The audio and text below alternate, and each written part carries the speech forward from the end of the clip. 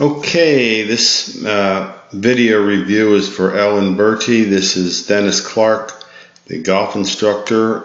It is the 28th of December. You had a lesson this morning. It's now 10:25 p.m. I believe your lesson was at 9 a.m.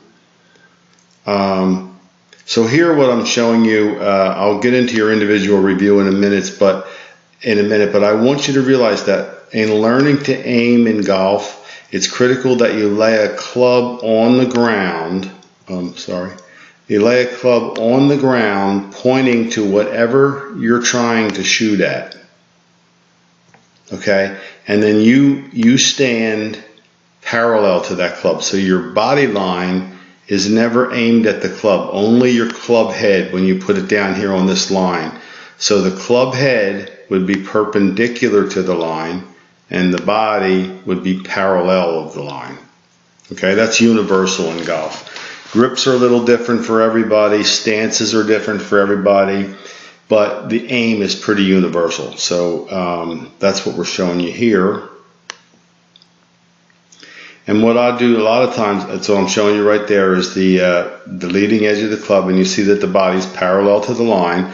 So again, to make the point further, if I walked out myself, I wouldn't be at that flag. I would be just left of the green on a straight line with my body, but the club would be aimed right at it. Okay, because we play golf in railroad tracks always. And as new players, you need an aid on the ground. You definitely need, let's say you were going for those trees out there, the club would be over this way.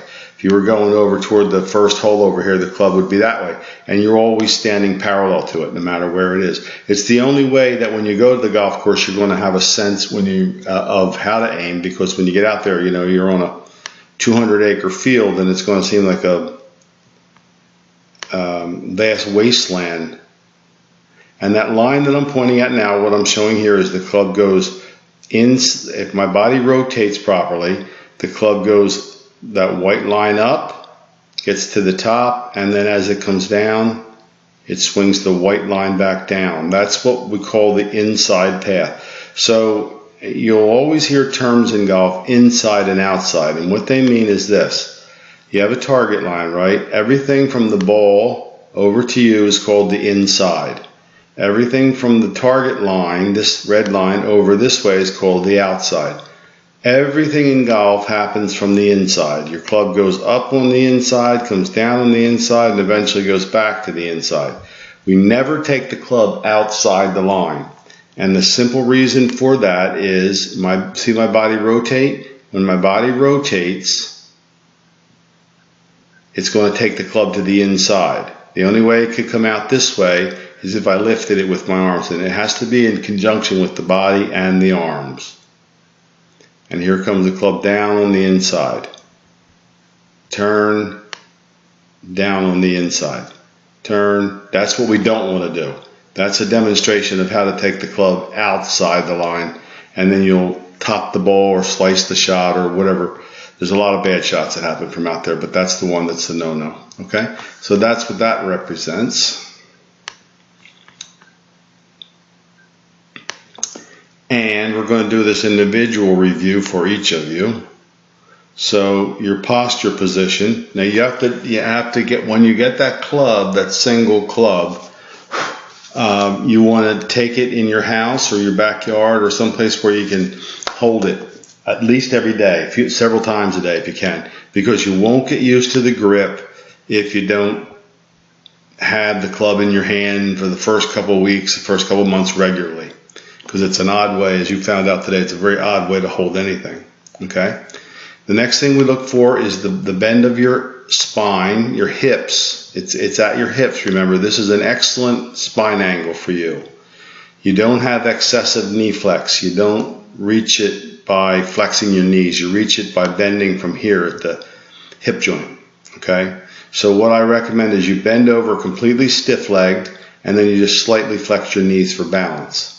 So you're always looking at a model and patterning yourself using this as a prototype to look at.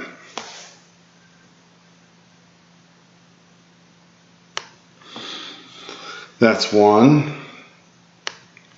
That's another. And you'll see if I went through the whole batch of them there, you would see them all in the same way right there. There's the club up on the inside, complete rotation, no lift of the body. There's the club coming down from the inside that line. Notice that she never gets outside this line. It always comes down inside of it. And then it goes back to the inside of it. So everything happens in an arc inside that line.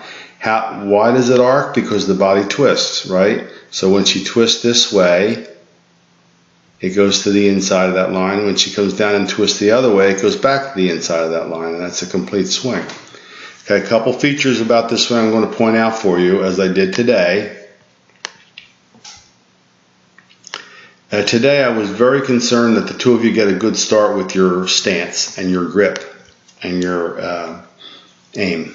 Okay, that's lesson number one, and that's what we'll do in the school. In the first day, we make sure all of our new players are set solid. Then we try a dynamic motion. Okay, so that's as I said, it's ABC. The A is the setup, the B is the backswing, and you really try your level best to go in your backyard and find whatever way it takes. Everybody's got to feel this out for themselves. Golf is largely a trial and error issue, because the instructor, myself, can tell you what needs to happen, but you have to go ahead and feel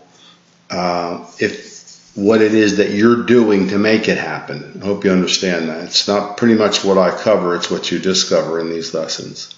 So you see that you're losing your posture there, right? So do you see how you had a really nice angle of your body there?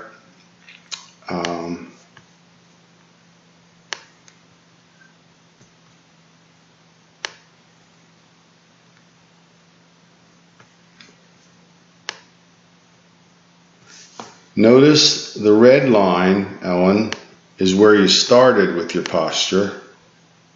We call it posture, stance if you like. And the yellow line is where you went to when you lifted, and your head went a few inches, several inches actually, above that line. So you need to take it to here. All the right arm wants to do is fold. You keep the left arm extended and just let the wrist hinge. You can't get the club up in the air unless you learn to cock your wrist. If you watch this gal right here, by the time she's halfway back, her wrists are fully hinged already. And that's how she gets the club up in the air, by the use of her wrist joint, not lifting the body up. You follow me? So that's important, and the only way to learn to stay in your stance is to make the wrist cock right at this point. See, there's still no hinge. Now it's starting to hinge, but you notice the body's already lifted. Okay? At the top of the stance, you'd want to be back in that circle on the same line, and that would be the end of your backswing. So again, come back to our lines here. If that's your target line, your club at the top would be parallel to that line, just like your body was.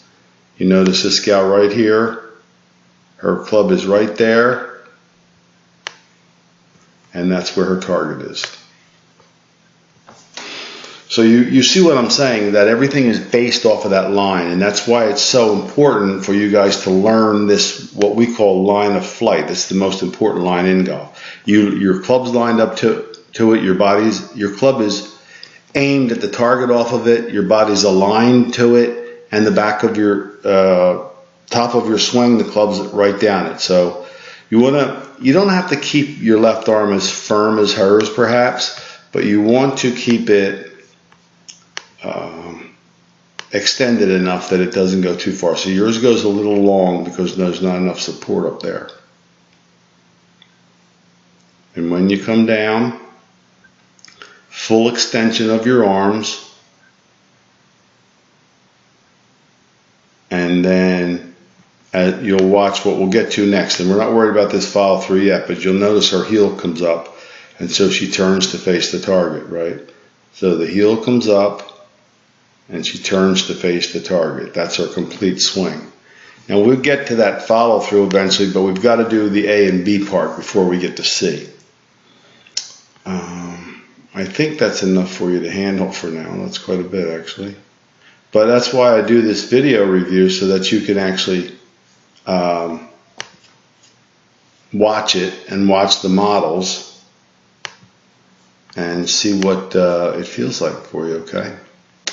I'll show you one more model here before we go. I want to show you again the importance of the wrist. This is a great player from the LPGA Tour. Her name is Michelle Wie. Very tall gal, over 6 feet tall. Notice there that the left arm right here is dead straight, and the wrists are completely cocked halfway back, 90 degrees. Okay, now watch. She comes down. Now they're completely 180 degrees. The wrists have uncocked or snapped into the ball. And then on the other side, they rehinge. So she's back to 90 degrees.